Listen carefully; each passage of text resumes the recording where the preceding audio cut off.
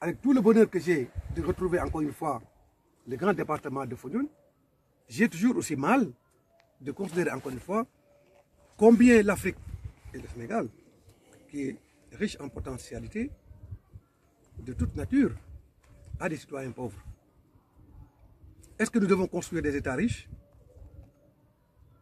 ou est-ce que nous devons construire un citoyen riche? La perspective, nous, que nous voulons inscrire pour le développement du Sénégal, c'est de créer des citoyens riches. Mais les citoyens, pour qu'ils soient riches, il faut qu'ils soient riches du revenu de son travail. Il faut que le paysan, il faut que l'éleveur, il faut que le pêcheur, il faut que le travailleur soit dans des conditions de pouvoir gagner dignement sa vie et de pouvoir renforcer la qualité de vie de sa famille. Mais cela n'est pas impossible.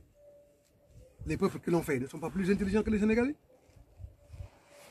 C'est pourquoi d'ailleurs, le Sénégal a ses perspectives entre ses mains. Mais il nous suffit d'avoir un État stratège. Un État qui met en corrélation ses objectifs avec le besoin d'évolution, de progrès, de rêve et d'espoir de ces populations. Cela est possible. Et c'est pourquoi je dis que s'il y a un domaine sur lequel nous devons nous entendre, ça veut dire, au-delà des scories, au-delà de nos appartenances politiques et autres, nous devons quand même considérer que le Sénégal est un patrimoine collectif. Nous devons veiller à sa pérennisation. Nous devons veiller à sa cohésion. Nous devons veiller à son rayonnement et à son dynamisme dans le cadre de ce monde globalisé, dans le cadre du village planétaire dans lequel nous vivons. Secoué bien évidemment par les périls de toute nature. Le Sénégal en a la potentialité et j'espère bien que le peuple sénégalais saura traduire en acte cette volonté commune que nous avons constatée aujourd'hui par un échange direct avec les populations à travers cette tournée économique nationale. Bien évidemment, comme nous l'avons fait ici, à Foundiougne,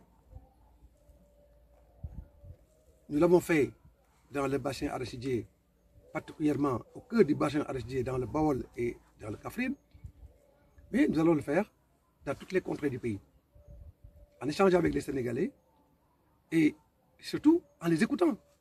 Puisque bien souvent, nous les hommes politiques, nous considérons que nous connaissons tout. Alors que, du fin fond du Sénégal, les Sénégalais ont pris longtemps la pleine conscience des enjeux de leur propre perspective. Et c'est pourquoi, par un échange direct avec ces populations, nous pouvons arriver à générer les conditions d'une osmose nationale à même de porter les gages du progrès économique et social de notre pays. Et c'est ça la voie. Et c'est ça aussi le chemin. C'est aussi ça la perspective dans laquelle nous nous inscrivons, mais pas dans la politique politicienne. Puisque le grand parti est un parti rural. Le grand parti est un parti du peuple sénégalais. Le grand parti est un patrimoine de la jeunesse sénégalaise, des femmes sénégalaises. Le grand parti est le parti du peuple. Et être le parti du peuple, c'est défendre le peuple. C'est lui donner et le réarmer dans les meilleurs mécanismes à même de porter les agrégats pour le protéger face aux dangers qui secouent le monde. Le Sénégal le mérite, le peuple sénégalais le mérite et nous y travaillons. Je vous remercie.